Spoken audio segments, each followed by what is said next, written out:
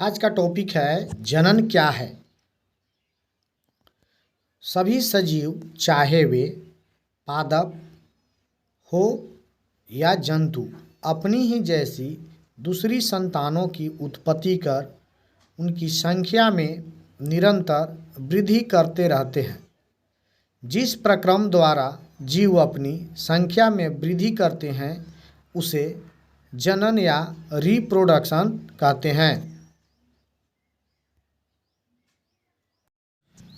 जनन के प्रकार, टाइप्स ऑफ रिप्रोडक्शन।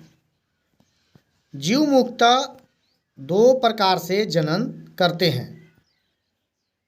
पहला अलैंगिक जनन और दूसरा लैंगिक जनन।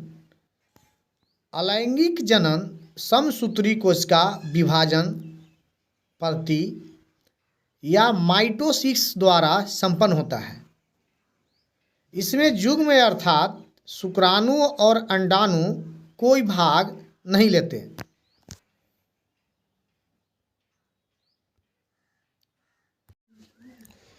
दूसरी स्थिति में लैंगिक जनन क्या है? लैंगिक जनन जनन की वह विधि है जिसमें दो भिन्न लिंग अर्थात नर और मादा भाग लेते हैं।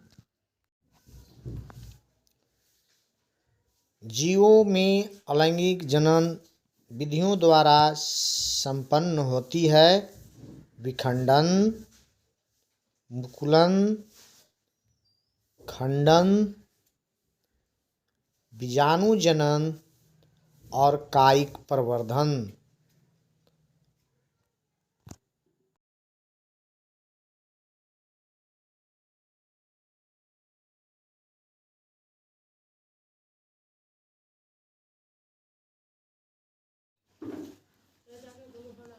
पहला विखंडन। एक कोशिकीय जीवों में विखंडन जनन की सामान्य विधि है। जैसे जीवाणु, एक कोशीय शैवाल, अमीबा, यूग्लिना, पैरामेशियम आदि। विखंडन सामान्यतः दो प्रकार से संपन्न होता है। ए द्विखंडन या द्विविभाजन, बहुखंडन या बहुविभाजन। द्विखंडन या द्विविभाजन एक कोशिकीय जीवों जैसे जीवाणु या बैक्टीरिया, एक कोशिकीय शैवाल क्लैमाडोमोनास, अमीबा, पैरामीशियम आदि में विखंडन जनन की सबसे सामान्य विधि है। संपूर्ण शरीर का दो बराबर भागों में विभाजन होता है।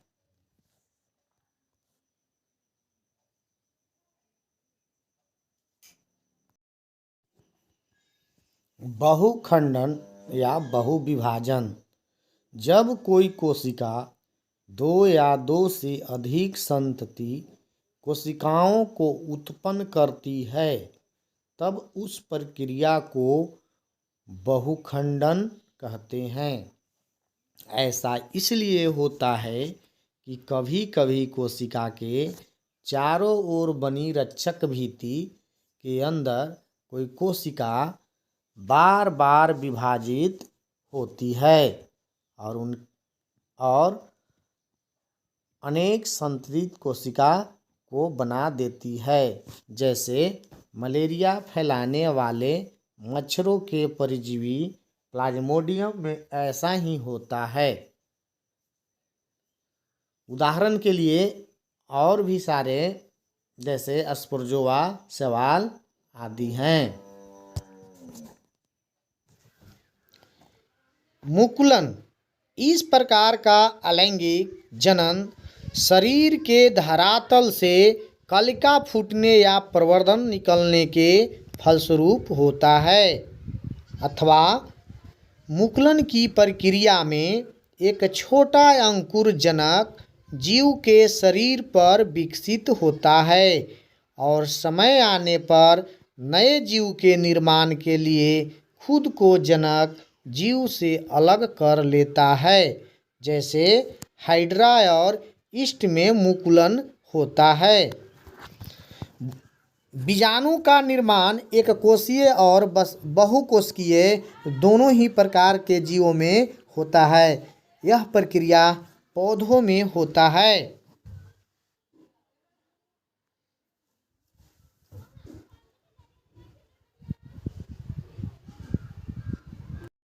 मुकुलन बडिंग। एक कोशिकीय जीवों में मुकुलन। एक एकल कोशिकीय प्राणी, जिसे एक कोशिकीय जीव के रूप में भी जाना जाता है, केवल एक कोशिका से बना जीव है। जैसे यीस्ट एक कोशीय जीव है। यीस्ट में उसके एक कोशिका रूपी शरीर से कंद रूपी उभार निकलता है। इस उभार को मुकुल या बर्ड कहते हैं। इसके साथ ही केंद्र का दो केंद्रकों में विभाजन हो जाता है। इनमें एक केंद्रक मुकुल में पहुंच जाता है। केंद्रक युक्त मुकुल फिर अपने जनक के शरीर से विलग होकर नए जीव के रूप में जीवन यापन करता है, जो अपने में परिपूर्ण होता है। मुकुलन बडिंग। बहुकोशीय जीवों में मुकुलन। कुछ बहुकोशीय जंतुओं में भी जनन मुकुलन द्वारा होता है। उदाहरण हाइड्रा। हाइड्रा में उसकी शरीर भित्ति से सबसे पहले बाहर की ओर एक छोटा सा उभार निकलता है। इस उभार को मुकुल या बड कहते हैं। यह मुकुल धीरे धीरे वृद्धि करता है। इसमें जनक की सभी रचनाओं का निर्माण हो जाता है और यह एक नए छोटे हाइड्रा का रूप धारण कर लेता है। अंत में यह छोटा हाइड्रा अपने जनक हाइड्रा के शरीर से विलग होकर स्वतंत्र जीवन यापन करता है। खंडन। कुछ जीव जैसे स्पाइरोगाइरा, हाइड्रा, चपटे कृमि आदि में इस प्रकार का जनन होता है। जब इनका शरीर किसी कारण से दो या दो से अधिक टुकड़ों में खंडित हो जाता है, कृत्रिम रूप से भी, तब प्रत्येक खंड अपने खोए हुए भागों का अर्थात जो भाग अनुपस्थित होते हैं का विकास कर पूर्ण नए जीव में बदल जाता है और सामान्य जीवन यापन करता है। खंडन का जनन की एक विधि के रूप में सफल होना इस बात पर निर्भर है कि उसमें पुनरुद्भवन की कितनी क्षमता मौजूद है।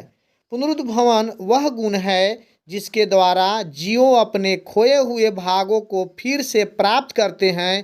पुनरुद्भवन की क्षमता अधिकांश कुछ निम्न श्रेणी के पादपों में जैसे स्पाइरागोरा और निम्न जंतु में पाए जाते हैं, जैसे स्पाइरा, स्पंज, हाइड्रा, कृमि आदि आश्चर्यजनक रूप से मौजूद होती है।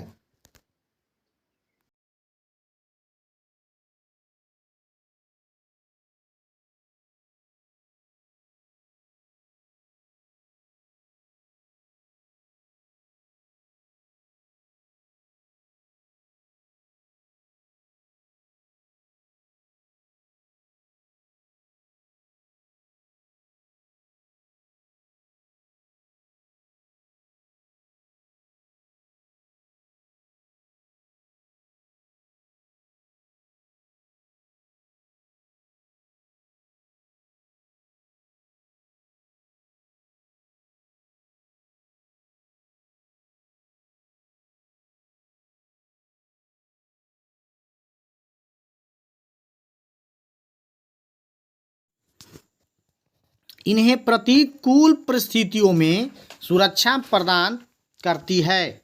नमी की कमी यानी सूखा, उच्च तापमान, उच्च अम्लता या उच्च क्षारीयता आदि का वातावरण में मौजूद रहना प्रतिकूल परिस्थितियों भाल होती है, तब बीजाणुधानी की मोटी भित्ति फट जाती है और बीजाणु बाहर निकल जाते हैं। चूँकि बीजाणु बहुत हल्के होते हैं, अतः हवा के द्वारा इनका परिकीर्णन दूर दूर तक होता है। भिन्न भिन्न जीवों में बीजाणु की संख्या अलग अलग होती है। अनुकूल जगह मिलने पर बीजाणु अंकुरित होते हैं तथा उनके भीतर की कोशिकीय रचनाएं बाहर निकलकर वृद्धि करने लगती है, तो इन पुनः जनन करने की क्षमता पैदा हो जाती है और यह क्रम सदा चलता रहता है।